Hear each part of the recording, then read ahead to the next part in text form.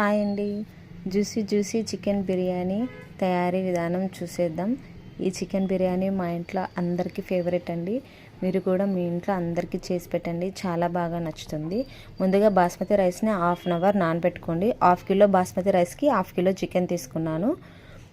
Chicken 2-3 సార్లు కడిగి తర్వాత బిర్యానీ ఆకు, దాల్చిన చెక్క, అనాస పువ్వు, స్టారు, మిరియాలు, సాజీరా, చెక్క, లవంగాలు, యాలుకలు వేసేసిన తర్వాత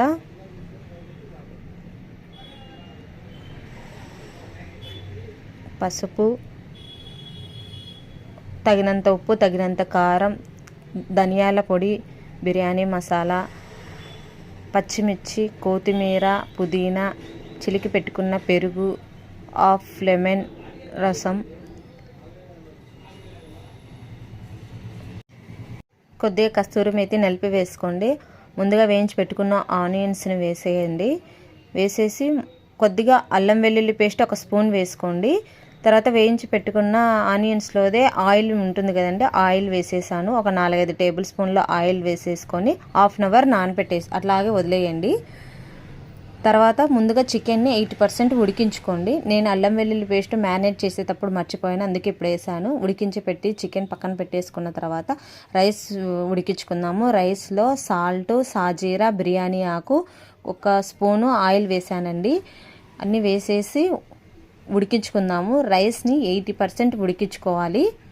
ఇలా ప్రెస్ చేస్తే ఇంకా కొద్దిగా పలుకుగా ఉన్నప్పుడే గంజిని వంపేసుకుందాము.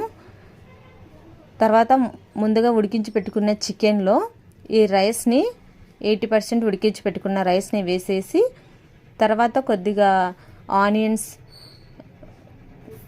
కొద్దిగా పుదీనా, కొద్దిగా కొత్తిమీర వేసేయండి. తర్వాత ఇంకొక లేయర్ రైస్ వేసేసి నాది 1/2 కిలో రైస్ కాబట్టి 2 సార్లు వేసుకున్నాను. మీరు కొద్దిగా రైస్ అయితే ఒక్కసారికే వేసుకోవచ్చు. మళ్ళీ సేమ్ అలాగే ఆనియన్స్, కొత్తిమీర, పుదీనా వేసేయండి. ముందుగా వంచి పెట్టుకున్న గంజిని ఒక 1/2 గ్లాస్ తీసి పెట్టుకున్నాను, అది వేసేసుకున్నాను. తర్వాత 1 స్పూన్ నెయ్యి వేసేసుకొని మూత పెట్టేసి 10 నిమిషాలు సిమ్ మీద మగ్గనిద్దాము. మగ్గిన తర్వాత ఒక 10 మినిట్స్ వదిలేయండి. తర్వాత ఎంతో రుచికరమైన చికెన్ బిర్యానీ రెడీ అయిపోతుంది. తప్పకుండా ట్రై చేయండి, మీకు అందరికీ నచ్చుతుంది. ఈ వీడియో మీకు నచ్చినట్లయితే లైక్ చేయండి, షేర్ చేయండి, సబ్స్క్రైబ్ చేసుకోండి. Thank you so much.